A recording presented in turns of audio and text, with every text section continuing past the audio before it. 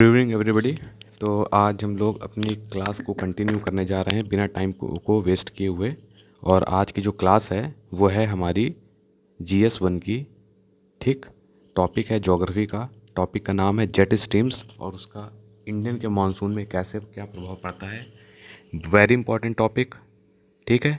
और इसके बाद ऑलरेडी प्रीवियस ईयर क्वेश्चंस में पूछा जा चुका है, चाहे वो यूपी PCS हो चाहे वो UPSC हो, और हर बार डायरेक्ट और इनडायरेक्ट इससे पूछे जाने की संभावना है।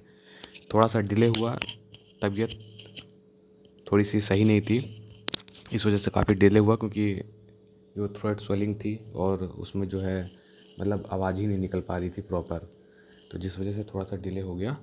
तो कोई बात नहीं, फिर भी उसके लिए सॉरी। और हम लोग कंटिन्यू करेंगे और जल्दी सब कवर अप कर लेंगे, क्योंकि आपको पता है कि हमारा कंटेंट कितना क्रिस्प है और ज़्यादा टाइम टेकिंग नहीं है। उसमें हमको कोई बुक्स के पेजेस आपको नहीं दे देने 100 पेज 50 पेज। ठीक है, उसको इजी फॉर्म में मल्टीपल सोर्स से बनाकर आपके सामने लाया जाता है। तो आपका जो 10 दिन होगा वो हम लोग के कंटेंट का 1 दिन के बराबर होगा। ठीक है, तो थोड़ा सा कोऑपरेट कीजिएगा। और बाकी ये है कि जो प्रीलिम्स का बैच चल रहा है उसका भी कंटेंट काफ़ी लाइन अप करना था, क्योंकि बस उठा के अब बस उसमें भी कंटेंट और पिक्स देनी रहेगी। और बाकी सारी चीज़ पर वर्क भी चल रहा था, पूरी टीम ने वर्क भी किया है।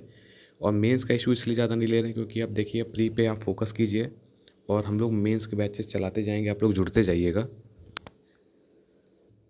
और उसमें क्लासेस परेशान मत होइएगा, मिलती रहेंगी, सिलेबस कंप्लीट होता रहेगा।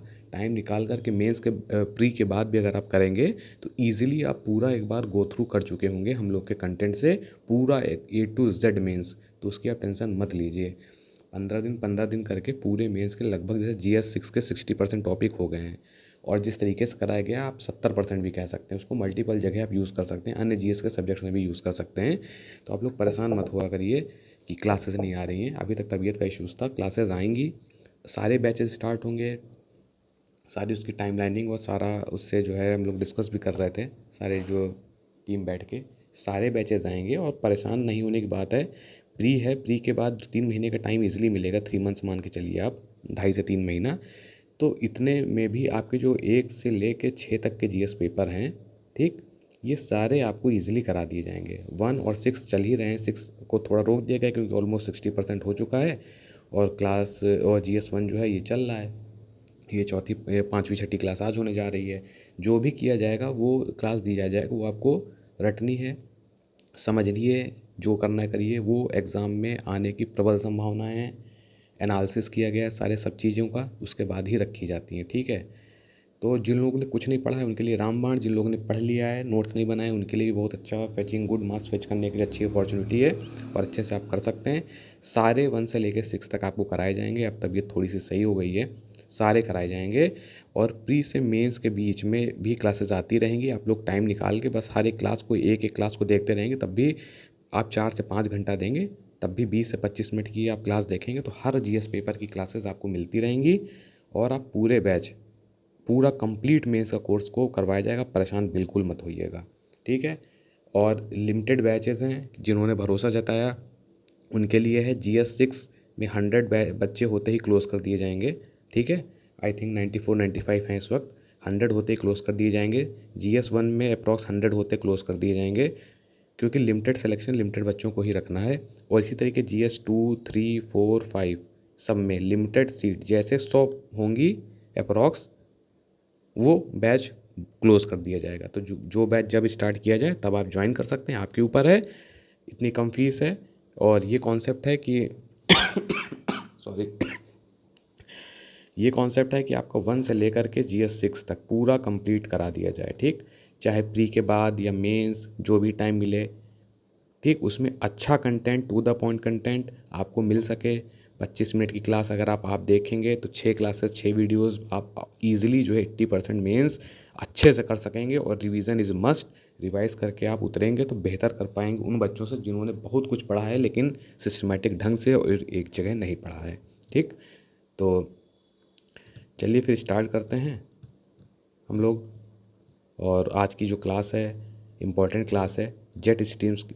ठीक, सबको पता है इम्पॉर्टेंट क्वेश्चन है प्री में भी और मेंस में भी, और उसका इंडियन मानसून में क्या इफेक्ट है। तो हम लोग जल्दी चलेंगे, ठीक है, टाइम को ऐसा करके चलेंगे कि PDF आपको मिल जाएगी। टाइम को हम लोग ऐसा टाइम कंज्यूम ना हो, इसलिए जल्दी जल्दी करेंगे, क्योंकि सारी चीज़ें टू द पॉइंट आपके सामने लिख के ला गए आ चुकी हैं। कहीं से आपको कहीं से कोई दिमाग नहीं लगाना है, ठीक है। जेट स्ट्रीम्स के बारे में बात करेंगे। क्या है कि फास्ट मूविंग होती हैं, नैरो एयर करंट्स होती हैं, ठीक, found in atmosphere specially in stratosphere. मतलब ठीक, आपको याद कर लीजिएगा कि कहाँ पर बेस, जैसे जेट स्ट्रीम तो कहाँ से फाउंड हुई, ये स्ट्रेटोस्फियर में बेसिकली फाउंड होती हैं, ठीक है। और इनका इंपॉर्टेंट रोल होता है क्या, ग्लोबल के वेदर पैटर्न को चलाने में एक इनका इंपॉर्टेंट रोल होता है, और एक ट्रांसपोर्टिंग एनर्जी का ये एक्ट करती हैं, ठीक है। और मॉइस्चर को एक जगह से दूसरी जगह ले जा सकते हैं। तो इंपॉर्टेंट चीज़ क्या है, जेट स्ट्रीम, एस से स्ट्रीम, तो एस से स्ट्रेटोस्फीयर में बेसिकली फाउंड होती हैं, नैरो होती हैं, फास्ट फ्लोइंग होती हैं, नामी जेट है, ठीक है, ग्लोबल वेदर पैटर्न को चलाने का कार्य करती हैं, ठीक है। और दूसरा क्या है कि मॉइस्चर को एक जगह से दूसरी जगह तक ले जाती हैं। तो ये हम समझ गए जेट स्ट्रीम के बारे में। टाइम वेस्ट नहीं करना है, समझने के लिए कुछ है ही नहीं, सीधे चीज़ें लिखी हैं, इंट्रोडक्शन 2 लाइनें फिनिश कर सकते हैं। इम्पैक्ट क्या है, ये डिटरमाइन करता है पाथ ऑफ स्टॉर्म सिस्टम्स, ठीक है। जैसे कि कोई स्टॉर्म आना है तो उसका ये क्या है, ये आइडेंटिफाई करेगा, ठीक है। और ये इससे ये पता, और काफ़ी हद तक इससे जो है वेदर पैटर्न, जो डिटेक्टिंग प्रोसेस है उसमें भी काफ़ी हेल्पफुल होता है किसी स्टॉर्म को पता कर पाने में, क्योंकि इनकी जो टेंडेंसी होती है, जो इनकी प्रॉपर्टीज़ होती हैं, वो काफ़ी हद तक जो है इस चीज़ को बता सकती हैं कि स्टॉर्म सिस्टम कैसा है, कहाँ पे आ रहा है। And they help to move warm and cold air masses around the earth atmosphere. Simple है कि वार्म एयर और कोल्ड एयर के जो मासेस हैं, जो पोलर साइड से आ रहे हैं, जो इक्वेटर साइड से जा रहे हैं वार्म, तो उनको भी मूवमेंट में ही रोल करता है। इसी तरीके ग्लोबल वेदर पैटर्न को अफेक्ट करता है। एक्सट्रीम वेदर इवेंट्स को ये कॉज कर सकता है, ठीक है। जैसे आप देख रहे होंगे हीट वेव चर्चा में थी, ठीक, तो कारण क्या है, ये हीट वेव्स को भी लाने में प्रभावी सिद्ध हो सकता है। इन्फ्लुएंस करता है रेट ऑफ प्रेसिपिटेशन, ठीक है, हैवी रेनफॉल भी कॉज कर सकता है और सूखा भी कॉज कर सकता है। मतलब देखिए क्लाइमेट चेंज का अगेन यहाँ पे स्कोप आ गया है। क्लाइमेट चेंज इतना ज़्यादा महत्वपूर्ण है कि हर जगह देखने को मिल रहा है, और यहाँ पर आप देखेंगे कि सूखा भी ला रहा है, हैवी रेन भी ला रहा है, हैवी प्रेसिपिटेशन भी ला रहा है, और प्रेसिपिटेशन के इफेक्ट को भी ये संभवतः कम ज़्यादा करता रहता है। ग्लोबल क्लाइमेट चेंज को तो करता ही करता है। कैसे, अमाउंट ऑफ हीट को बढ़ा देता है एटमॉस्फेयर में, बाय इन्फ्लुएंस ओशियन करंट को भी ये इन्फ्लुएंस करता है, जिसकी वजह से ये एटमॉस्फेरिक हीट को बढ़ा देता है, ठीक है। और ग्लोबल क्लाइमेट चेंज को क्या होता है, उसमें बढ़ावा, इंक्रीज और टेम्परेचर का जो है राइज देखने को मिलता है। इस तरीके से ग्लोबल पैटर्न को ये अफेक्ट करता है। और onset and withdrawal of monsoon winds, ठीक, इसमें भी इसका मानसून विंड्स का आना और इनका जो है विड्रॉ होने पर भी इसका रोल देखने को पाया गया है। टाइप्स की बात करेंगे तो आप सीधे कहीं से भी जाएंगे, आप परेशान होंगे, 10 जगह लिखा है, आपको सीधी एक जगह चीज़ मिल गई। ये देखिए डायग्राम में आप देख सकते हैं, ये कोल्ड एयर मास है, ये वार्म एयर मास है। ये देखिए जेट स्ट्रीम इनको क्या कर रहा है, एक पाथ प्रोवाइड कर रहा है। और ये देखिए पोलर जेट स्ट्रीम जो ऊपर पोल साइड्स में है, ये सब ट्रॉपिकल है, इक्वेटर के ऊपर जो चल रहा है आपका सब ट्रॉपिक एरियाज़ में, ठीक है। ये आपने दिखा दिया, ऐसे डायग्राम है, बेसिकली ये गूगल का डायग्राम है, इंपॉर्टेंट है। और ये आप बना सकते हैं कि इक्वेटर है, ट्रॉपिक ऑफ कैंसर दिखा दिए, ट्रॉपिक ऑफ कैप्रिकॉर्न दिखा दिए, ठीक है। और उसमें आपने इंडिया को दिखा दिया कि आपका इंडिया है, ऐसे पास हो रही है, ITCZ की लाइन है, और नीचे जो सब ट्रॉपिकल वेस्टर्ली जेट को दिखा दिया। ये थर्मल कॉन्ट्रास्ट के बेसिक प्रिंसिपल को फॉलो करता है। और कैसे, ये आप यहाँ पर दिखा सकते हैं। एक आपने दिखा दिया ट्रॉपिकल ईस्टर्ली, और एक आपने दिखा दिया सब ट्रॉपिकल वेस्टर्न जेट स्ट्रीम, जो नीचे साइड से आप इसको शो कर देंगे, सिंपल, ठीक है। ये हो गया, jet stream is a geostrophic wind blowing horizontally, ठीक है। सबको बेसिकली पता है कि ये हॉरिजॉन्टल ब्लो है, ठीक है, through upper layers of troposphere. बता दिया जा चुका है आपको कि स्ट्रेटोस्फेयर में ऑलरेडी ये पाया जाता है, ठीक है। तो ये चीज़ आपको यहाँ से क्लियर पता हो चुकी है, इसमें आपको कोई परेशान होने की ज़रूरत नहीं है, इसलिए हम लोग सीधा सारा टू द पॉइंट लिखा हुआ है। Jet streams develop where air masses of different temperature meet, मतलब यहाँ पे बात हो रही है थर्मल कंट्रास्ट की। ये हम समझ जाएंगे यहाँ से कि यहाँ बात हो रही है थर्मल कंट्रास्ट की, कि जहाँ जेट स्ट्रीम्स की बात होगी वहाँ thermal contrast one of the key important factor हो जाएगा वहाँ पर, ठीक है। ये देखिए, surface temperature determine where the jet stream will form, ठीक, मतलब thermal jet stream, thermal contrast, pre में कहीं पूछा जाए, दिख जाए तो यस, मल्टीपल ऑप्शंस में कोल्ड एयर मास और वार्म एयर मास का डायरेक्शन फ्लो करता है। थर्मल कंट्रास्ट का मेन इसमें रीज़न देखने को आपको मिलता है, ठीक है। और फास्टर होता है, नैरो होता है, ठीक है। स्ट्रेटोस्फीयर इसका कीवर्ड याद रखना है कि वहाँ पे जनरली दिखाई देते हैं। और faster wind velocity inside jet stream is directly proportional to greater difference in temperature. जितना ज़्यादा वेलोसिटी जेट स्ट्रीम के अंदर होगी, जितनी ज़्यादा उसके अंदर स्पीड होगी, उतनी तेज़ी से, उतनी तेज़ मात्रा में direct proportional to temperature difference, उतना ही वो टेम्परेचर तापमान में परिवर्तन करेगा जितना ज़्यादा उसमें स्पीड होगी, ठीक। सिंपल सा पॉइंट था, टू द पॉइंट लिखा हुआ है। आप एक बार पढ़ेंगे आपको याद हो जाएगा, समझ में आ जाएगा, दिमाग लगाने की ज़रूरत नहीं पड़ेगी। डायग्राम आपने यहाँ से समझ लिया, डायग्राम आपने यहाँ बना दिया, सिंपल आगे बढ़ गए हम लोग।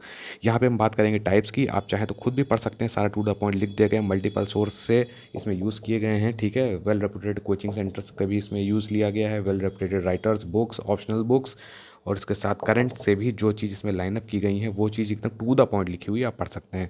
जैसे सब ट्रॉपिकल जेट स्ट्रीम की बात करेंगे तो कहाँ है, 30 degree latitude in both the hemisphere, ठीक है। 30 डिग्री ऊपर नदर में और 30 डिग्री नीचे सदन के बीच में ये पाई जाती हैं। Best develop in winter, keyword में देखिए ये सर्किल कर दिया गया है कि विंटर में बेस्ट डेवलप होती हैं, ठीक है ये। और अर्ली स्प्रिंग ज़्यादा पाई जाती है। मैक्सिमम स्पीचेस रीचेस 300 नॉट्स, ठीक, ये इसकी स्पीड है। और subsidence motion accompany subtropical jets and give fair weather, ठीक है। जब इसका सब्सिडेंस होता है तो ये क्या होता है, एक फेयर वेदर देता है, ठीक। Semi permanent, located near boundaries of tropics and सब ट्रॉपिक्स, मतलब ट्रॉपिक और सब ट्रॉपिक के बीच में ये पाई जाती हैं, इसलिए इनको कहा जाता है क्या, सब ट्रॉपिकल जेट स्ट्रीम, ठीक है। सब ट्रॉपिकल वेस्टर्ली जेट स्ट्रीम का एग्जाम्पल आप यहाँ पर देख सकते हैं। इसका रोल बहुत ही बड़ा है, जो आपको कहाँ देखने को मिलेगा, आपको देखने को मिलेगा इंडियन के मानसून में, ठीक है। ये आपको सब ट्रॉपिकल जेट स्ट्रीम के बारे में पता है कि ये बेस्ट डेवलप कब होती हैं, विंटर में। स्ट्रॉन्ग कब होती हैं, समर में, ठीक है। और वीक कब होंगी, वीक होंगी ये, वीकेस्ट होंगी विंटर में, बोथ हेमिस्फीयर में वीक होंगी और बोथ जो होंगी। लेकिन विंटर की एक चीज़ आपको याद रखनी है कि ये डेवलपमेंट जो बेस्ट डेवलप होगा वो विंटर में होगा। स्ट्रॉन्ग कब होंगी, समर में होंगी। और formation of many world weather system जैसे साइक्लोन, मानसून, इन सब के फॉर्मेशन में सब ट्रॉपिकल जेट स्ट्रीम्स का एक अहम रोल पाया जाता है। ये सारे कीवर्ड्स हैं, एक नहीं सारी चीज़ें जितनी लिखी कीवर्ड्स हैं, प्रीलिम्स में, मेंस में, दोनों में काम आने वाली चीज़ें हैं, इसलिए यहाँ पे लिखी हुई हैं। प्री की चीज़ों को भी इसलिए लाया जा रहा है कि आप लोग अगर मेंस के अगर आधा एक घंटा भी क्लास ले रहे हैं तो उसमें आपको प्री का भी थोड़ा बहुत कंटेंट मिल जाए, ना कि सिर्फ मेंस का फोकस रहे, ठीक है। ईस्टर्ली जेट स्ट्रीम के बारे में क्या है, ये ईस्ट से वेस्ट मूव हो रही है, ठीक। दूसरा क्या है, carries warm humid air from Indian Ocean to India, ठीक है। ये इंडियन ओशियन है, ये इंडिया है, तो यहाँ से क्या कर रहा है, ये वार्म और ह्यूमिड एयर को कहाँ ले जा रहा है, एयर को इंडिया की तरफ ले जा रहा है। और क्या कर रहा है, यहाँ पे जब ले जा रहा है तो वहाँ पे वर्षा होगी, मानसून आएगा, ठीक है। ऑल्सो ब्रिंग स्टॉर्मी वेदर, ठीक है। Affect temperature as it can bring cooler air from north, ठीक है। मतलब ये टेम्परेचर मेंटेन भी वहाँ से करता है और जो ठंडी हवा है उनको नॉर्थ से वहाँ पे लाता है, और इस प्रकार से टेम्परेचर को, ये टेम्परेचर डिफरेंस को भी मेंटेन करता है। जैसे कि हम लोग ने देख चुके हैं कि जेट स्ट्रीम्स थर्मल कंट्रास्ट के प्रिंसिपल को भी फॉलो करता है। Somali jet stream important pre perspective से भी काफ़ी हद तक स्ट्रॉन्ग होती हैं, स्टेडी विंड होती हैं। कहाँ से, गल्फ ऑफ एडन से बहती हैं, कहाँ के लिए, इन नॉर्थ ईस्ट डायरेक्शन, ठीक, across Somalia and horn of Africa, इसलिए इनको कहा जाता है सोमाली जेट स्ट्रीम्स, ठीक है। और important weather formation as it brings moisture from Arabian Sea to Horn of Africa, ठीक। ये चीज़ आपको समझ में आ गया है ना, कि सिंपल लैंग्वेज में ऑलरेडी ऐसा लिख ही दिया गया है कि जो लोग को वीडियो में टाइम वेस्ट लग रहा है वो लोग सीधे जो है अपना थोड़ा भी अगर उनको बेस क्लियर है तो वो सीधे जो है कंटेंट से देखेंगे तो उनको फटाफट याद आ जाएगा, ठीक। ये हो गया सोमालिया जेट स्ट्रीम्स। अच्छा, ये देखिए, meandering and whirl movement of jet stream is called Rossby waves. Pre का क्वेश्चन है, आपको भी पता है, लिखा हुआ है तो ज़रूर ही महत्वपूर्ण है। यहाँ पर कोई भी फालतू की चीज़ नहीं दी जाती हैं, तो इसको क्या कहा जाता है, रॉस्बी वेव्स, ऑलरेडी प्री का क्वेश्चन है। इंडियन मानसून और जेट स्ट्रीम का कनेक्शन, ये मेंस पर्सपेक्टिव का क्वेश्चन है, वेरी इंपॉर्टेंट क्वेश्चन है, टू द पॉइंट लिखा हुआ है, आप पढ़िए। The south west monsoon coming in India is related to tropical easterly stream, ठीक है। मतलब आप ये समझिए कि जो भी साउथ वेस्ट मानसून जो आ रहा है वो किस लिए किससे प्रभावी है? वो आपका ट्रॉपिकल ईस्टर्ली जेट स्ट्रीम का कारण है। इन दो को आप नज़रअंदाज कर ही नहीं सकते अगर आप इंडियन मानसून की बात करेंगे तो, ठीक है, ये दोनों, ठीक है। तो वो ट्रॉपिकल ईस्टर्ली स्ट्रीम के कारण उससे उनका घनिष्ठ संबंध है, ठीक है। जो साउथ वेस्ट मानसून विंड आ रही हैं जो इंडिया में वर्षा करेंगी, मानसून लाएंगी, और द नॉर्थ ईस्ट मानसून जिसे हम कहते हैं विंटर मानसून, ठीक, वो किस वजह से? वो आपकी subtropical westerly, that is why we have given diagram here. जो आपकी ये ठंडी में जो वर्षा होती है, ठीक है, ये किसके कारण है? ये आपकी सब ट्रॉपिकली वेस्टर्ली जेट स्ट्रीम के कारण है, जिसे हम कहते हैं नॉर्थ ईस्ट मानसून, ठीक है। सॉरी, तबीयत अभी एक्चुअली पूरी तरीके से सही नहीं है, बट फिर भी आपको जो कहा गया है कमिटमेंट वो आपको पूरा किया जाएगा। सारे जीएस के मेंस पेपर यकीन मानिए, अगर हम लोग 2-3 दिन गैप भी लगाते हैं ना, 2 से 3 दिन अगर गैप भी लगाते हैं, तो उसमें जो बचे हुए 2-3 के स्टाफ है ना, वो सिर्फ कंटेंट पे काम करते हैं। मल्टीपल सोर्स से इकट्ठा करके बेस्ट जगह लाइनअप करना चीज़। और ये आपको तब पता चलेगा, जो लोग ज्वाइन नहीं हैं उनको तो इस चीज़ का अभी कुछ आभास ही नहीं, जो लोग ज्वाइन किए हुए हैं बैच उनको ये तब पता चलेगा जब मेंस के 10 दिन बचे होंगे ना, तब आपको इस बैच की वैल्यू पता चलेगी। तब आपको समझ में आएगा कि क्या, एक तरफ आपके पास 200 पेज की नोट्स यानी दूसरी बुक तैयार हो चुकी होगी, और दूसरी तरफ ये लिमिटेड 2-2 पेज के आपके पूरे एग्जैक्ट कंटेंट मल्टीपल सोर्स के रहेंगे, जिसको आप एग्ज़ाम के एक दिन पहले पढ़ रहे होंगे। तब आपको पता चलेगी इस बैच की अहमियत। Role of easterly jet stream in monsoon India के बारे में अगर हम बात करेंगे तो क्या है, jet streams originates in Bay of Bengal, ठीक, यहाँ पे ओरिजिनेट किया, flows across India towards Arabian Sea, and जिसकी वजह से large amount of moisture as rain India को दे गया, ठीक। मतलब जो आपका ईस्टर्ली जेट स्ट्रीम था, इसका एक अहम रोल है। कैसे? ये ओरिजिनेट हुआ भैया बे ऑफ बंगाल में, ठीक, इसके बाद ये इंडिया की तरफ फ्लो हुआ पूरा, अरेबियन सी की तरफ इसका मूवमेंट गया, और इंडिया में क्या किया, हैवी रेन को इसने शेड कर दिया, मॉइस्चर दे दिया, रेन दे दिया, ठीक। और area of low pressure is created over Indian subcontinent, यहाँ पे लो प्रेशर क्रिएट कर दिया गया। This drives moist air from Bay of Bengal and Arabian Sea, ठीक, यहाँ पे लो प्रेशर क्रिएट हो गया, तो ये जो मॉइस्ट एयर हैं बे ऑफ बंगाल और अरेबियन सी की, उनको अट्रैक्ट किया अपनी तरफ। जब ये अट्रैक्ट करेगा तो जाहिर सी बात है वहाँ पर वर्षा देखने को मिलेगी। दूसरा, सोमाली जेट स्ट्रीम का क्या रोल है, ऐसे आप लिख देंगे ना तो बता रहे हैं आपको, अगर 50% प्लस मार्क्स ही मिलेंगे आपको। दूसरा क्या है कि role of Somali jet stream, ये सिंपल लिखी हुई, सिंपल भाषा में आप पढ़ के भी आगे निकल सकते हैं। ये लिखा हुआ है, क्या करता है ये जेट स्ट्रीम्स, दिस मतलब सोमाली जेट स्ट्रीम क्या है, moves eastward, carries warm moist air from Indian Ocean to India. ये क्या करती है, आपको पहले भी बताया गया है कि इंडिया के नीचे जो आपका इंडियन ओशियन है, वहाँ से ये क्या करती है, मॉइस्ट एयर को उठा के इंडिया पे ले जाके पटक देती है, सो कॉल्ड वहाँ पे रेन ले आ देती है, वर्षा का कारण वहाँ पे देखने को मिलता है। इस तरीके से सोमाली जेट स्ट्रीम का भी इंडियन मानसून में कहीं ना कहीं अहम रोल है। वेस्टर्ली जेट स्ट्रीम से इंडियन मानसून में क्या फ़र्क है भैया, नॉर्थ ईस्ट मानसून के कारण यहाँ पर देखने को मिल जाता है। वेस्टर्ली जेट स्ट्रीम क्या है, कोल्ड विंड है, डैट पुशेस डाउन विंड, ठीक, क्रिएट्स हाई प्रेशर है। बस आपको इतना याद रखना है कि ये क्या है, कोल्ड विंड है, ठीक, नीचे पुश होती है और हाई प्रेशर क्रिएट कर देती है ऑन सरफेस और north west part of India पे, ठीक है। Dry winds from this high pressure, ठीक, ड्राई विंड्स यहाँ से जो है हाई प्रेशर से कहाँ जाती हैं, आपकी मूवमेंट किधर हो गई, लो प्रेशर की ओर, और हाई प्रेशर कहाँ पे क्रिएट हो गया, north west part of India, ठीक, और यहाँ से इसका मूवमेंट हो गया बे ऑफ बंगाल पे। क्यों? क्योंकि बे ऑफ बंगाल पर लो प्रेशर का क्रिएशन हो चुका है।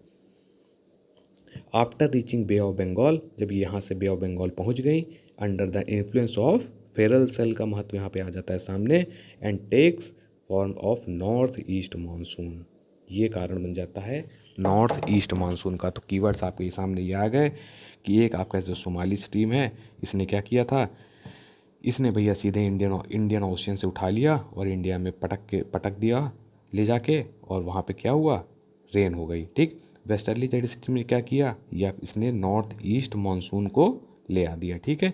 ये देखिए आपका बना हुआ, ये आप यहाँ से और बेहतर समझ सकते हैं। देखिए ये, सॉरी एक मिनट, ये देखिए क्या है, नॉर्थ वेस्ट पार्ट में इंडिया के क्या क्रिएट हो गया, हाई प्रेशर क्रिएट हो गया। बे ऑफ बंगाल में क्या क्रिएट हो गया, लो प्रेशर क्रिएट हो गया।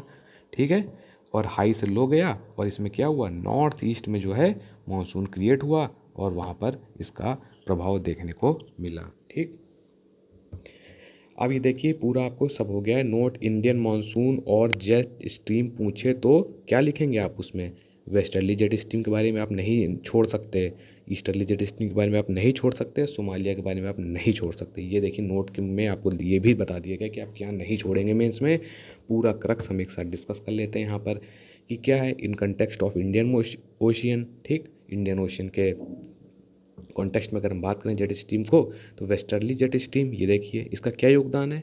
इसका योगदान ये है कि भैया ये परमानेंट जेट स्ट्रीम है, डैट लास्ट फॉर ईयर, सालों तक रहती है। डायरेक्शन क्या है इसकी, नॉर्थ वेस्ट इंडिया से किधर, साउथ ईस्ट इंडिया। ठीक, साउथ ईस्ट इंडिया में क्या क्रिएट हो गया, लो प्रेशर क्रिएट हो गया, और नॉर्थ वेस्ट इंडिया में क्या क्रिएट हो गया, ये आपका हाई प्रेशर क्रिएट हो गया।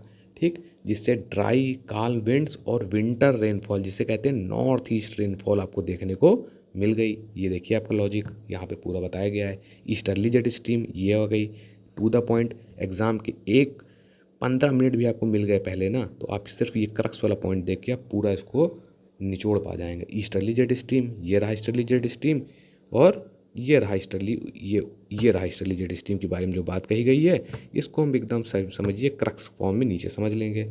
भैया ये टेम्परेरी जेट स्ट्रीम है, ठीक, जुलाई से सितंबर तक रहती है।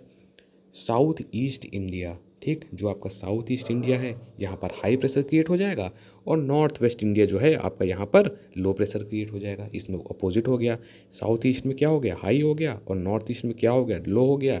इधर से इधर वर्षा मूवमेंट हुआ, low pressure at the north west part and low pressure at whole of India, winds blow from Arabian Sea से इंडियन सब कॉन्टिनेंट में फ्लो जो होता है, जो अरेबियन सी में हाई प्रेशर क्रिएट होता है और इंडियन ओशन में आपका लो प्रेशर क्रिएट हो गया। तो जब हाई टू लो गया तो क्या हुआ, ओवरऑल इंडियन कॉन्टिनेंट में क्या वर्षा देखने को मिली। This moisture rich wind from Arabian to sea to Indian sea और साउथ वेस्ट मानसून का कारण बन जाती है जाकर के, कौन सा, आपका ये रीज़न, ये आपका सारा लिखा है। और ये देखिए ऑलरेडी आपको पूरा यहाँ पे बता दिया गया है। देखिए ये, एक मिनट, ये देखिए कि ईस्टर्ली जेट स्ट्रीम का क्या रोल है ना। अभी इसको रब कर दें वरना लोग फिर इसी में दिमाग लगाएंगे, उनको पूरे टाइम यही चाहिए होगा, पीडीएफ ही। ठीक है, ईस्टर्ली जेट स्ट्रीम, सोमालिया के बारे में आपने बता दिया और वेस्टर्ली के बारे में बता दिया, इसका पूरा क्रक्स आपको यहाँ पे मिल गया। ठीक, ये पूरा क्रक्स यहाँ पे निचोड़ मिल गया। आप 2 मिनट पहले भी रिवाइज कर सकते हैं इसको पूरे को। ठीक, ये देखिए साउथ वेस्ट मानसून के बारे में बात हुआ, ये देखिए ये नीचे जिक्र है इसका क्रक्स में, ये देखिए ये।